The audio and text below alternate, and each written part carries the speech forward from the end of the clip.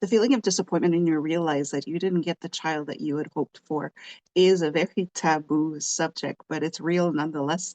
And that is what we're going to talk about today. I'm going to walk you through what that looks like, talk about the real issues, and at the end, I will give you the 5 ways that you can tackle that disappointment. So get ready for it. Those who don't know me, my name is Danielle C. Baker. I am the founder and CBO of Being Connected, and I'm also a registered early childhood educator with over 20 years experience in the field. I do help parents and teachers navigate the realities of what parenting is today, but don't get it twisted. When you work with me, we're putting the child's needs first. So we're going to have to put the ego and pride aside, and let's get to it.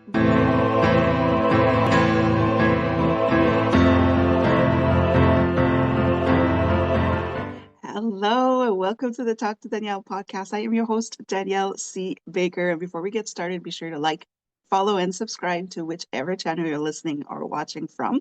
And of course, this is season 3, so I do invite you to have a look at the last 2 seasons or the previous 2 seasons and see if there are any episodes there that may be resonating with you and that may be speaking to the realities that you're facing today.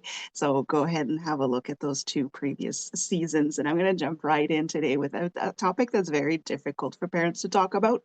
We often sometimes most of us will feel guilty when we start feeling that way because we spend a very long time imagining what our children are going to be like. And the kind of child that you would like to have, most of us also want our mini me's, right? And I do invite you in season 2, I had an episode on selfish parenting. And that one's a little hard blow as well, but that really is what it is. Let's be real. We want that boy that will play baseball. We want that girl that's going to change the world. We want the healthy, smart, successful boy or girl, but that's not always what we get. What happens when you picture what kind of parent you're going to be and how you're going to show up for your child, for your perfect child. And then what you end up having is a child that may be unhealthy, that has uh, challenges. We could even be talking about ADHD, autism, ODD when your child is a teen. A child is very different from you because we all want that mini. The one that doesn't want to take over the family business, that's what you had hoped for. The one that doesn't want to be the doctor or the lawyer or politician that you really want to have in order to give your family a good name. What happens then? Why is it that your parenting shows up differently for that child? And that's what we're going to be talking about. What happens when not only the child is not who you want it to be or has the look or the personality that you were hoping for, but also what happens when your child is not taking the path that you had hoped for. Now what? Right? Some of you may feel triggered by this episode, and I'm going to warn you ahead of time. I am in no way, I don't know most of the people that are watching this episode, so it's not a personal attack. I don't know you. I am talking about facts. I'm talking about what we see. There's enough data out there to see what happens to the children and to the family dynamic when parents are disappointed with their children and how they're turning out to be, so-called turning out to be. If you do feel triggered, again, it's not a personal attack, but it does show you where you need to heal, because if you don't take care of that, uh, you are going to create some pretty heavy trauma for your child. And now you're that parent. So keep that in mind. One of the first things that I can tell you is you need to let go and accept who your child is. Our children do not belong to us. They don't come from us. They come through us. And they have their own path to follow. They have their own mission to accomplish. We cannot get in the way of that. That is fundamentally the worst thing a parent can do, and that's not what parenting is. So no matter what kind of idealism you subscribe to, whatever your values are, whatever beliefs that you have, your role as a parent is to provide all the help, support, and resources a child needs to become the best version of themselves. It has nothing to do with you. It's nothing, you do not live through your children. Your role, fundamental role as a parent, and that's in the definition, it's also in the religious books, is to create and support this wonderful human being that's going to make the world a better place. It's a selfless act. So we need to look at that in that way because many of us are not doing it selflessly. I'm going to jump right into the healthy solution to dealing with that disappointment when you realize you're not going to get the child that you have been dreaming of. The first thing is to let go and accept the child for who they are. There's a reason why you have that child, and you have a job to do as a parent. So stop making it about yourself. Right? It's about your child. The first thing you're going to have to ask yourself is, why did you want to have children in the first place? What is the real reason? You're going to have to be real. You don't make up stories to make yourself look good. Why did you have children? And this is where the selfish parenting comes in. We don't have children because we want to create healthy, well-balanced human beings that are going to make the world a better place. Some people do. I'm not generalizing here. But if they do, it's most of the time because they want to look good and say, look at my child. They're doing this and they're doing that and they're doing this and they're doing that. They're getting attention and praise for it. Sorry, I'm laughing because I've had a situation like this just recently where I had to talk with the parents about your title doesn't make you entitled, right? So you have to let that go as well. Why did you have children? What is the real reason why? Did you want that mini me? Did you want to show the world how good of a person you are? Or did you really want to bring in a wonderful human being into this world so that you can make a world a better place when you're no longer there? Okay. You also need to ask yourself, when you wanted to become a parent, or when you made the decision to become a parent, were you looking to build those healthy connections with your child so that it lasts, it's lifelong connections? Or are you looking to be the source of constant battles? Originally, the child is not looking out to get you. The child is not out to get you. They're just children learning to, or trying to understand how to live in this world, and you're guiding through it. Now, if later on they are out to get you, you need to ask yourself, what kind of bond did you create with your child for them to want to get back at you for what's happened? You also have to look at it in this constant state of disappointment. Your child is going to feel that from you.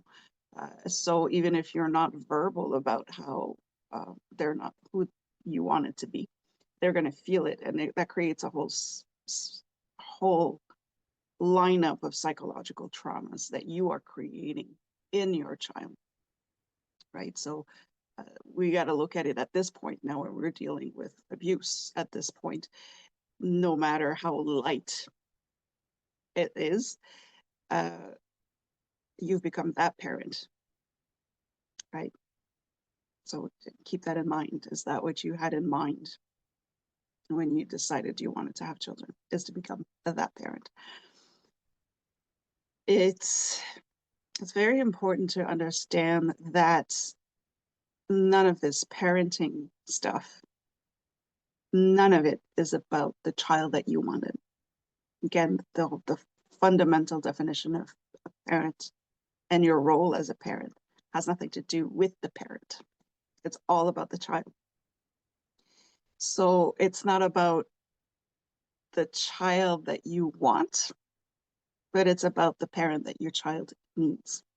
This is where we need to make that switch to be able to kind of get over this initial disappointment and not drag it on for a lifelong relationship with your child. It has nothing to do with the child that you wanted to have, and it's all to do with the parent your child needs to have.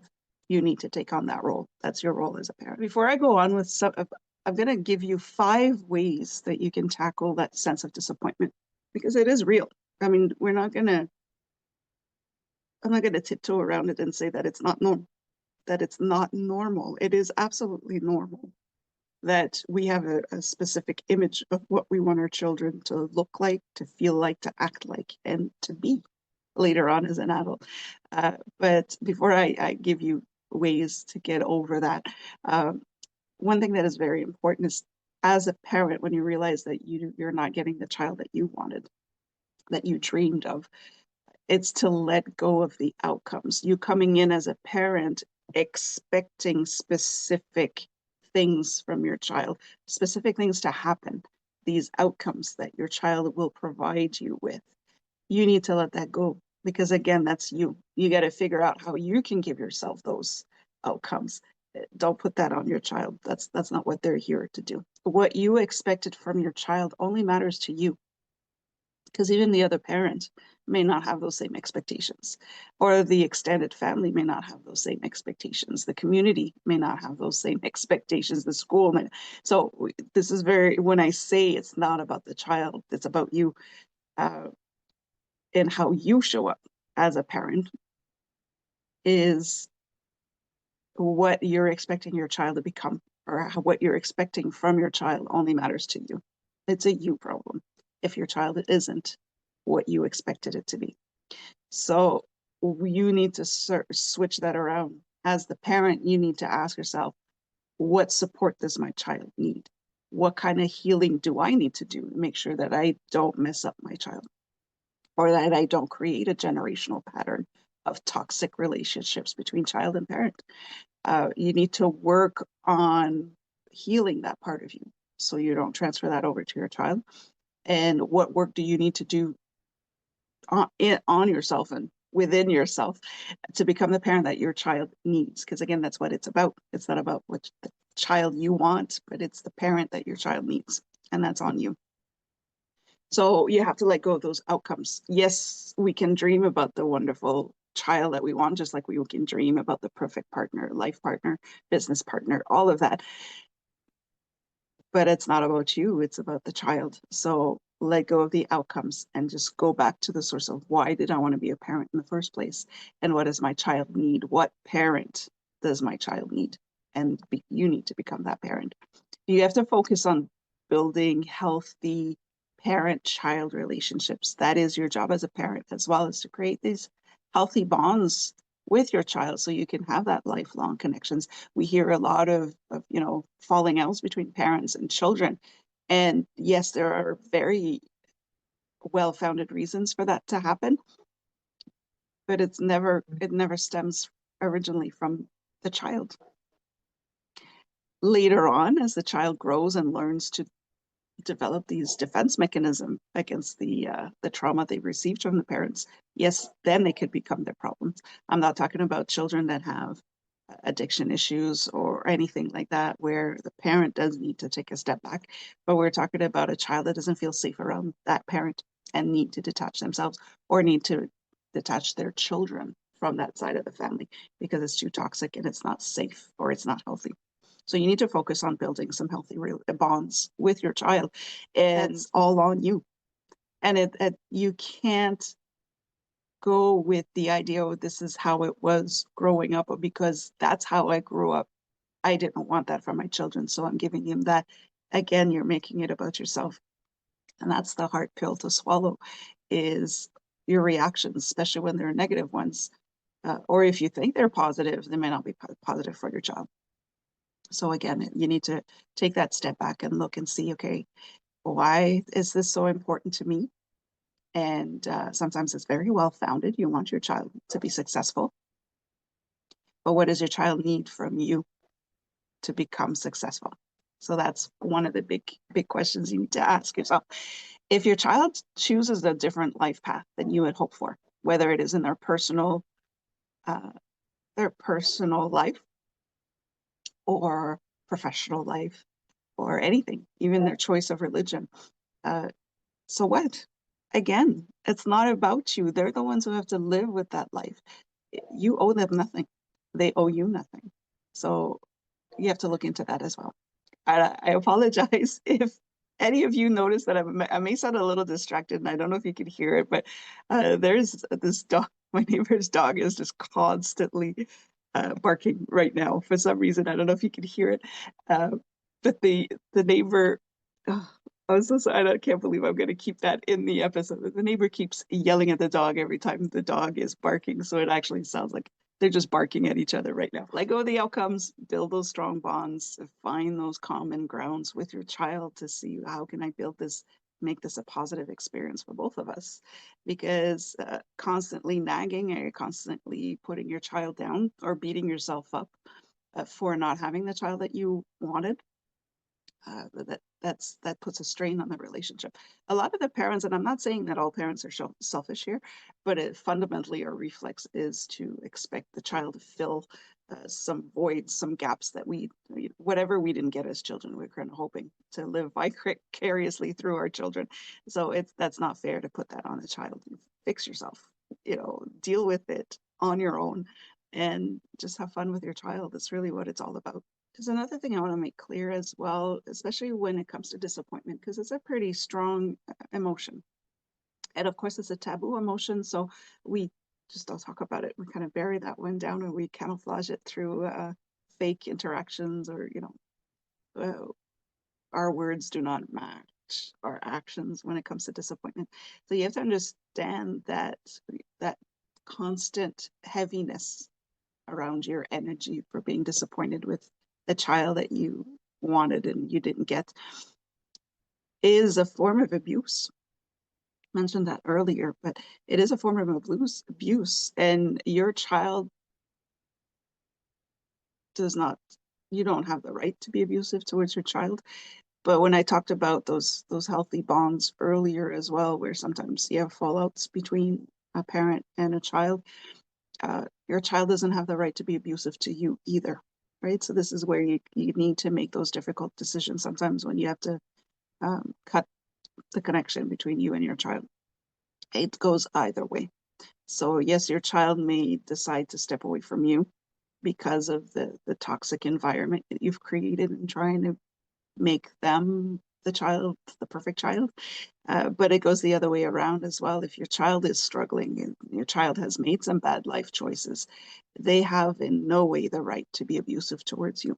So sometimes you're the one who has to pull the plug on the relationship until they can get themselves together, pull themselves together.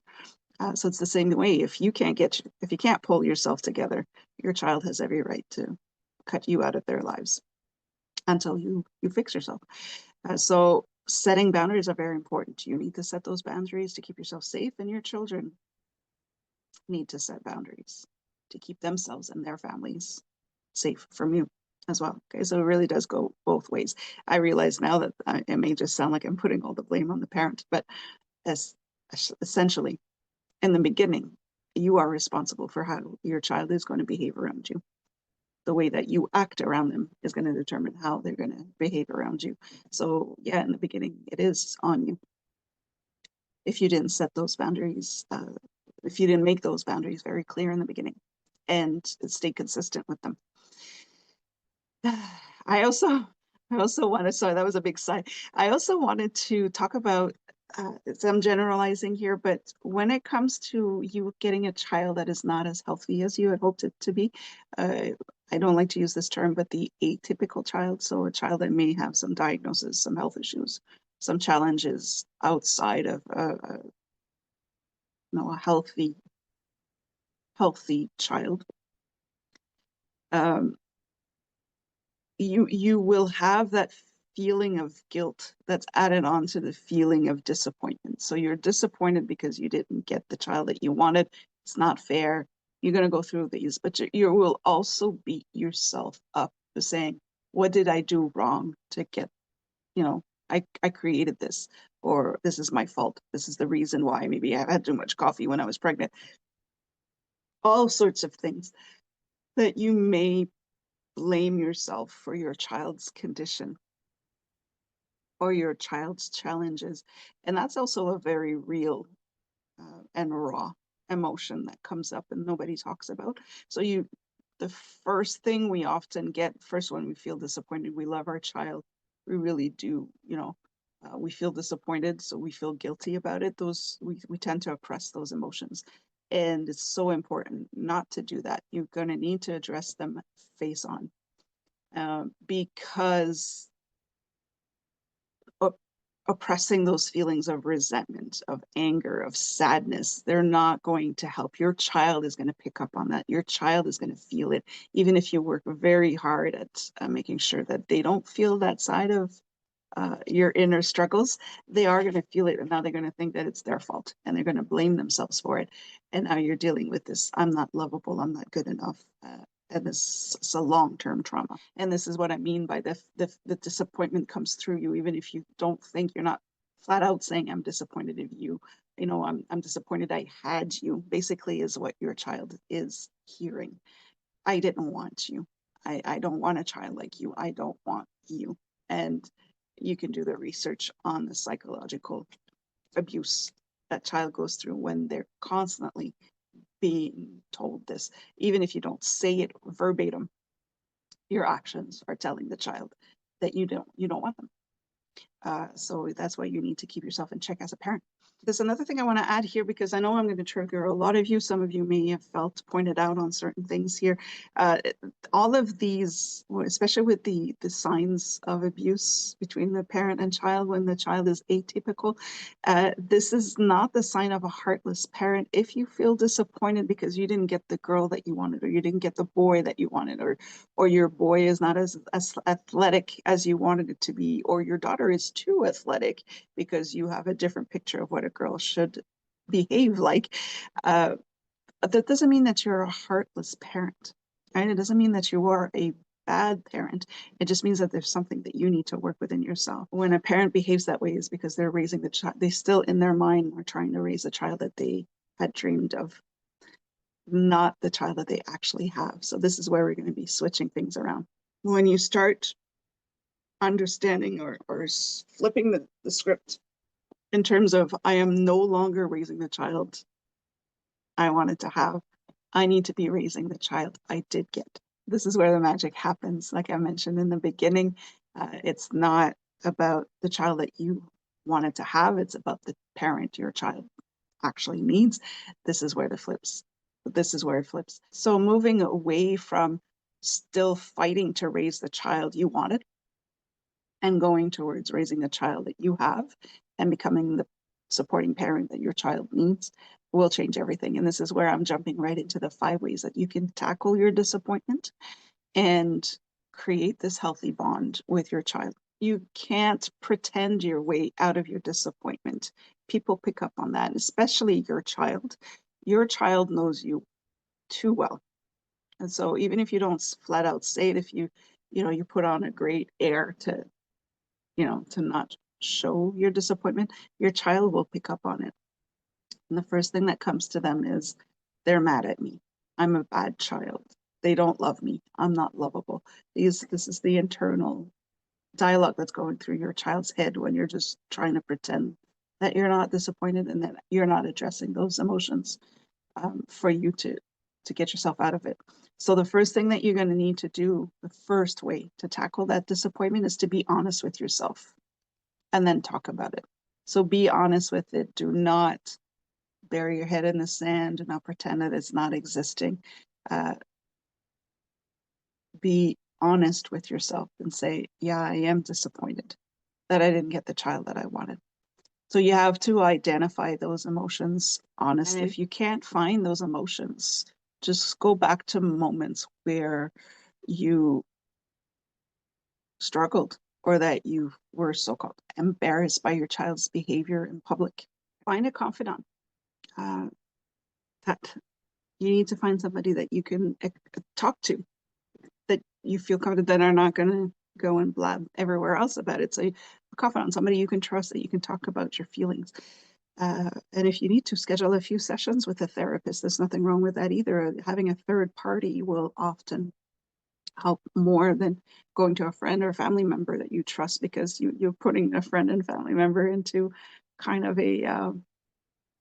like sticky situations where they may not know how to handle that, or they're gonna say, oh no, don't be silly, and then now they're without knowing it, they're preventing you from addressing your feelings. So sometimes, yeah, therapy can help, and it will help. Journaling is very important, because trying to identify those emotions can be very difficult when we were raised not to show our emotions or to identify our emotions. So journaling, how do you feel at the end of the day? And this is how I actually came up with my journal, Parenting with Gratitude.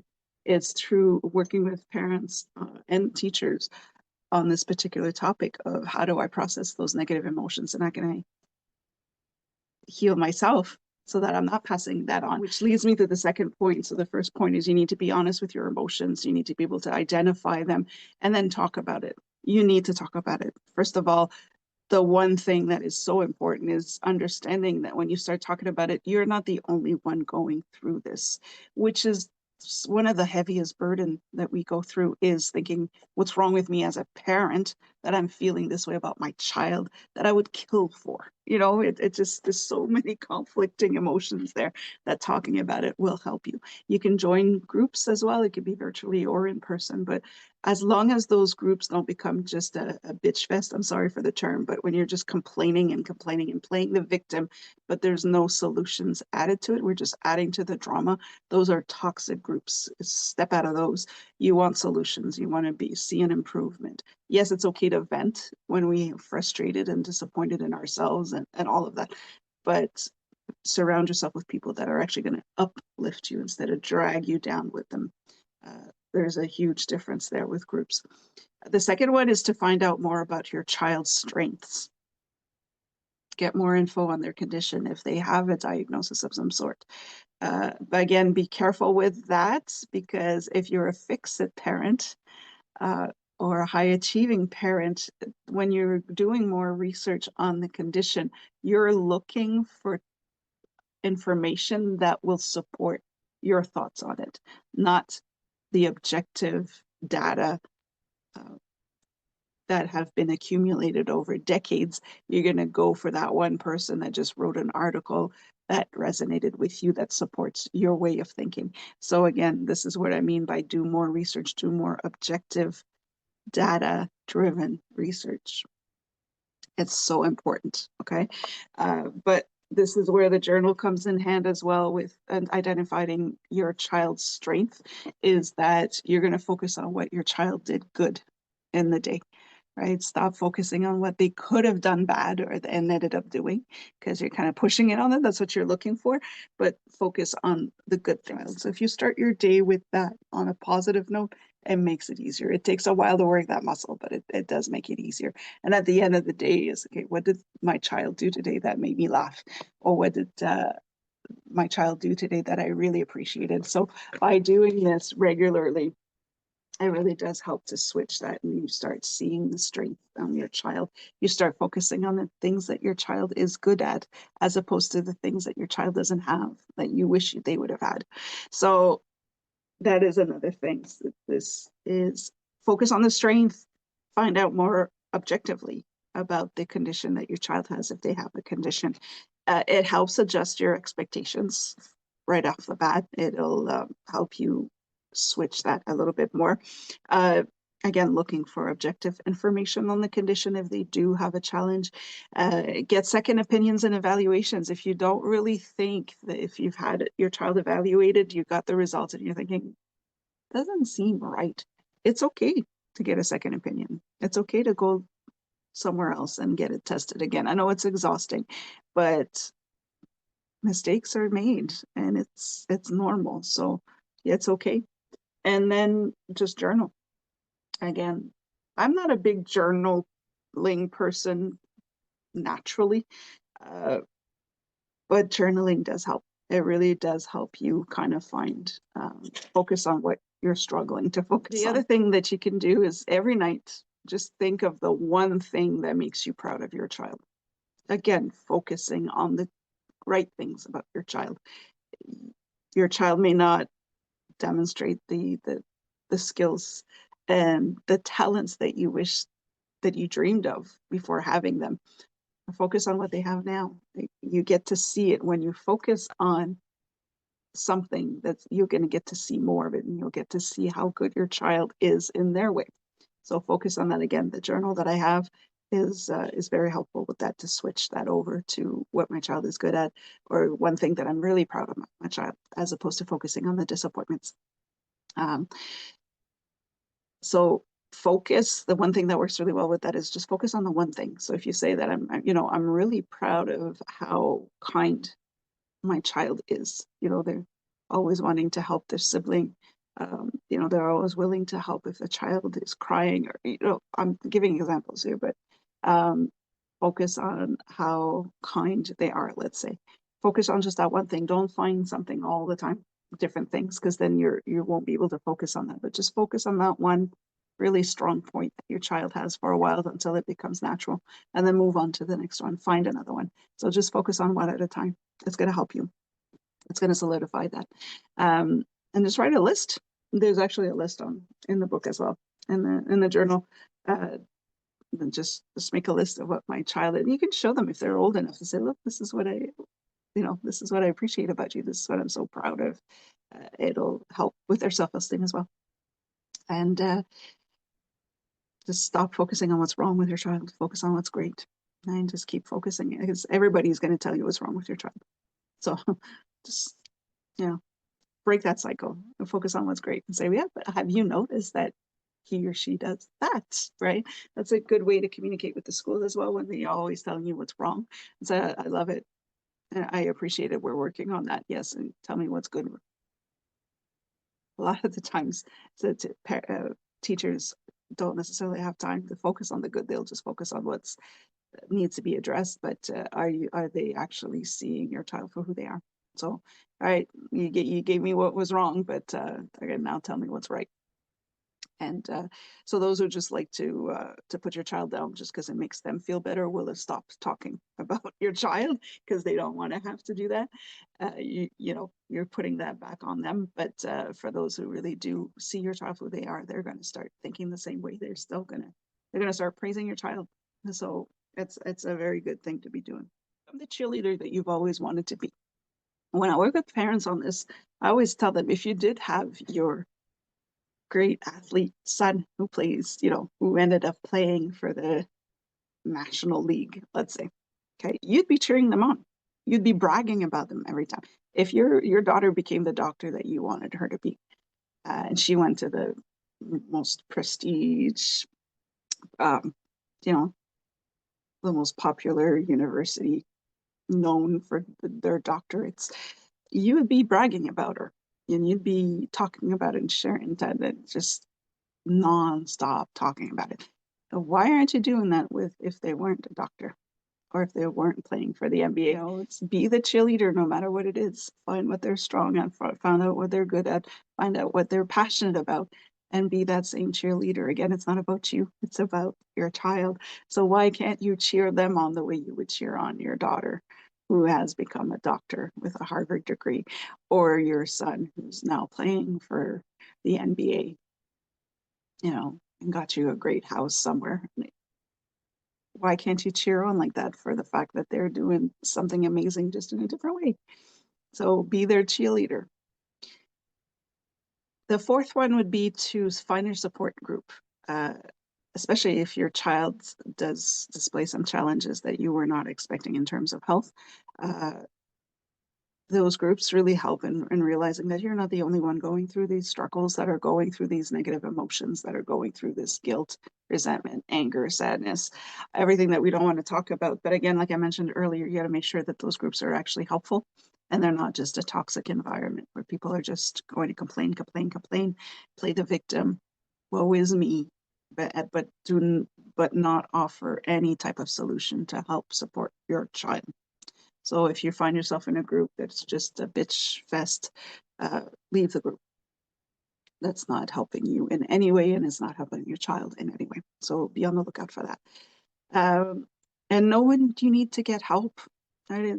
Yes, there's a lot of stuff that we can do on our own, but your disappointment in not having the child that you wanted can stem from some really deep wounds that you have, that you're holding on to from your childhood. And so do get the help that you do need. If you notice that after doing all this work, you're still not able to get out of it, it's okay to get help. And it's important that you get help, because you don't want to become that parent, that toxic parent that your child's going to have to cut out of their lives. So this is what I'm going to leave you with. There's quite a lot. If you wanted to know more about the book or the journal, it's available in French, English, and in Spanish. It is available on Amazon. I also have one for children that came after the parent one, because I realized that the kids also need it. If you want to help your child, especially if your child constantly hears negative feedback about themselves at school or with the other family members, this also helps them. And it's made in a way that they don't have to write it down. If they want to, they can color in. So that can help you. They're both available as well, in French, English, and Spanish on Amazon. I also have a journal specifically for dads. I worked with a dad on that one, so to really pinpoint more of on the dad aspect of things on parenting. So you could get that on there as well. If you have any other questions, if you'd like to know more about how you can move away from that feeling of disappointment, resentment, anger, and sadness, you can definitely contact me. Just, again, make sure that you're ready to work on it though. Okay. Because I'm going to put you to work. If you're asking for help, you need to be able to take the help and be willing to do the work that comes with it. So I will leave you with that. Again, don't forget to follow, like, and subscribe to whichever channel you're listening or watching from. Until next time, stay safe, stay awesome, and we'll talk soon.